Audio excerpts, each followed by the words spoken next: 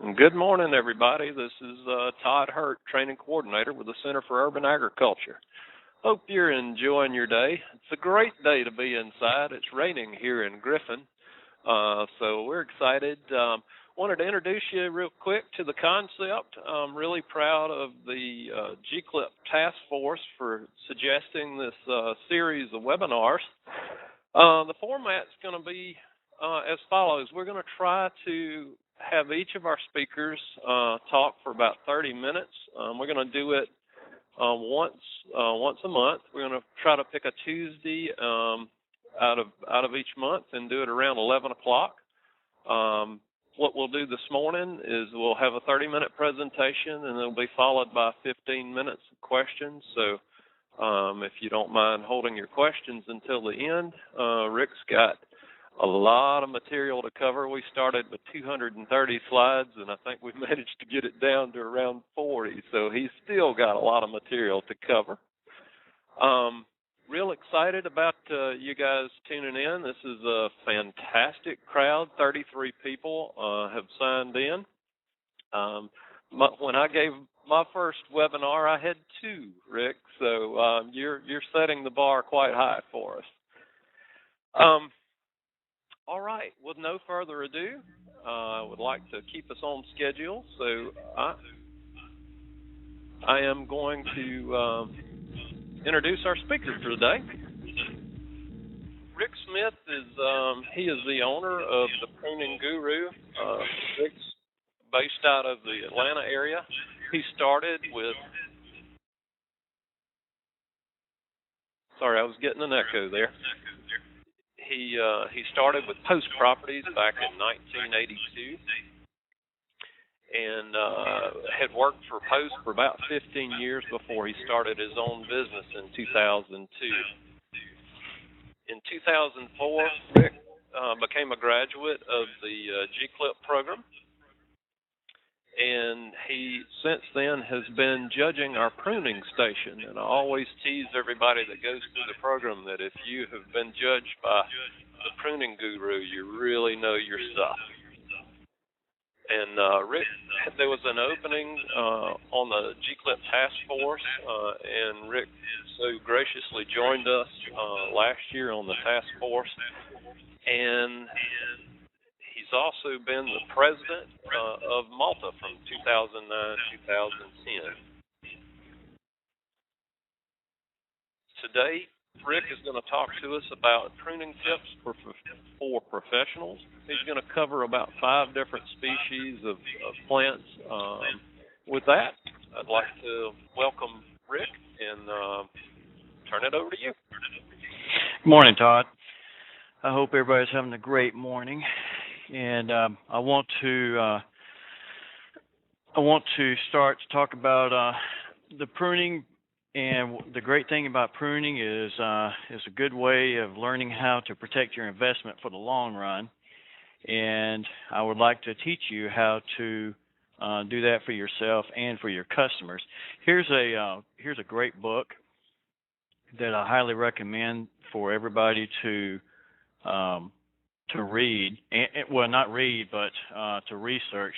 You can get this at Barnes and Nobles or Borders until they close. But there's a smaller version also by Pruning and Training that you can get, but it's you have to. They don't print it out anymore. You have to get it as a used book.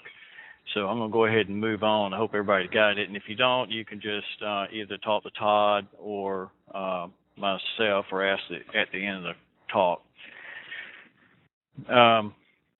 Sorry, my slides are coming up a little slow. Why do we prune? We prune for symmetry, health of the plant, containment, and flower and fruiting productions.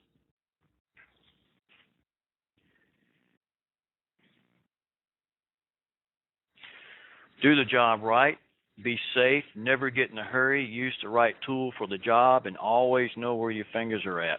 So when you're pruning, don't ever have your fingers really close to your pruners, as I do see that mistake quite a bit.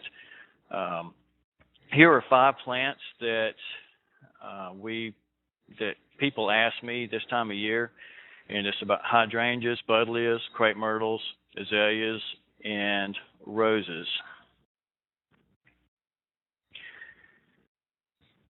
Obviously, this is a microphylla, mophead. And I've got a question for you guys to fill out. If you could go ahead and submit your answer here.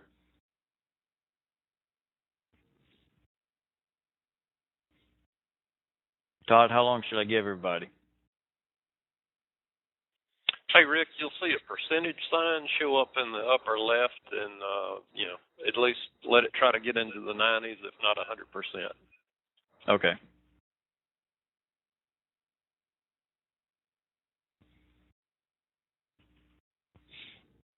All right, we're at 62%.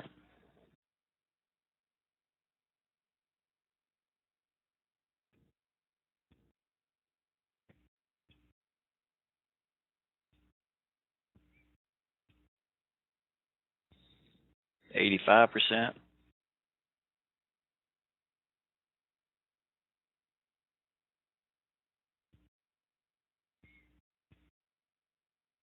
All right, I'm going to go ahead and move on. We're at 90%. I'll give it one more second.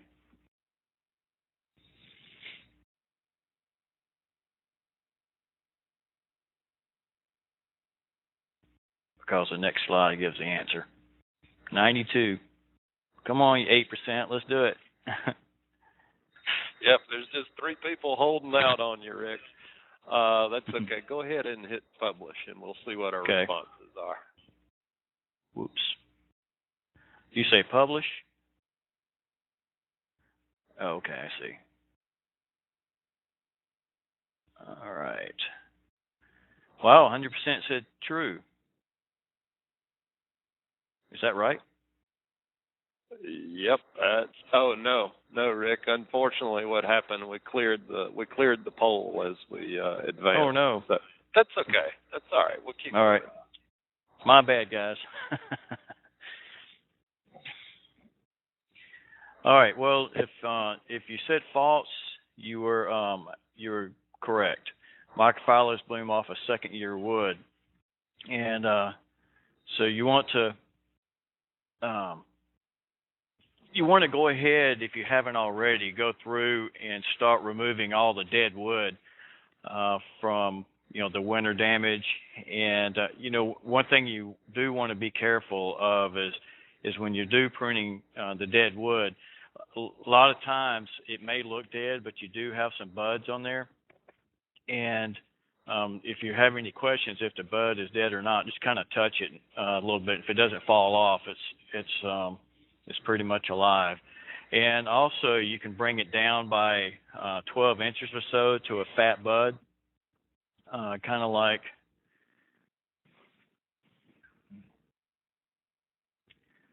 well, I just forgot to change this one around. I'm going to go back a little. This kind of like this right here.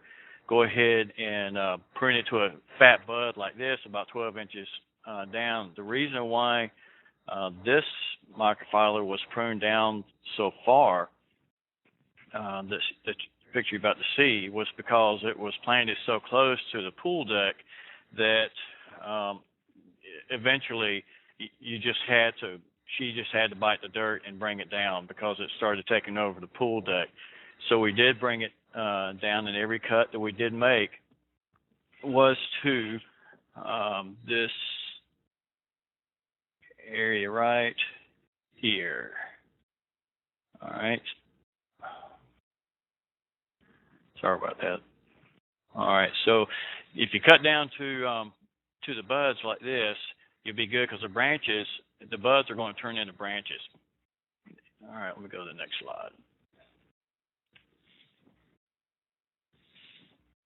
All right, the paniculatas, which are either the PG hydrangeas or the tarvitas. Okay, I promise I won't mess this one up, so go ahead and answer the question here, please.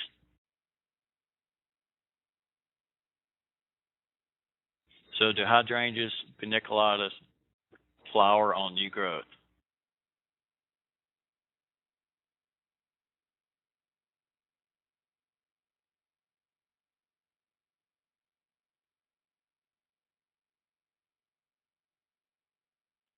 Hey, Rick, while we're waiting on results, I see in the chat box Tony's asking about repeat flowering types of hydrangeas.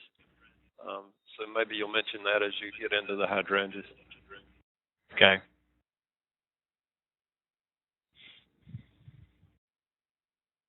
$81%.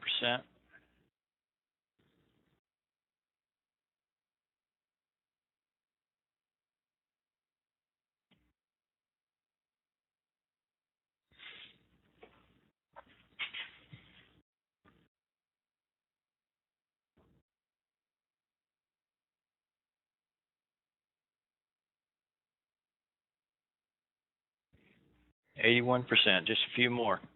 88.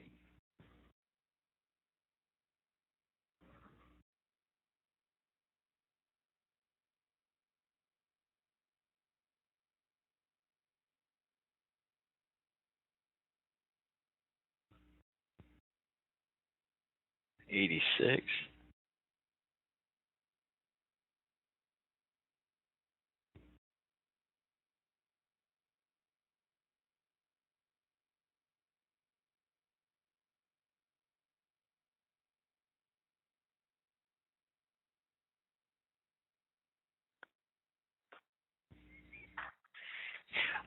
'While everybody's thinking about this, and we're at 86. Tony, you're right. There are some hydrangeas that bloom off of old and new wood, which is, for example, the my mind just went blank.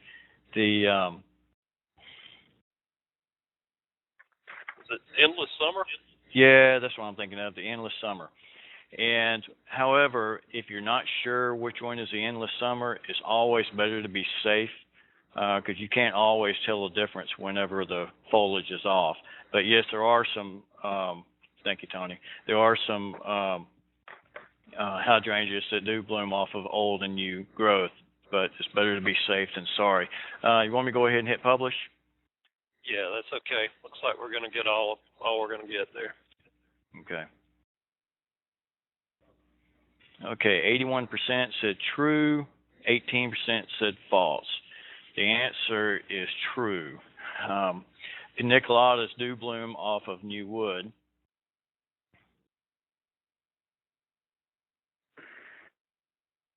Come on. All right.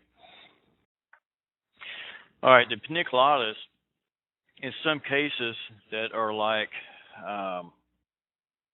this right here, you can prune down to 6 to 12 inches to the ground. This is not a standard. This is a shrub, Tarvida hydrangea. And if you see by this next slide here, this hydrangea here, the Tarvida hydrangea is probably about 6 or 7 foot tall. The line is where I want to bring it down to. And so if you look on the right, you'll see in front of you, you'll see the one that I've already pruned, and I've cleaned out all the, hang on one second, let me change colors here. You can see that I've cleaned out the middle. How do you thin this line out? Rick, in the center. there you go. Yeah. So in the center here, just go ahead and clean it out. And if you notice the next slide, the one to the right is where it's been pruned.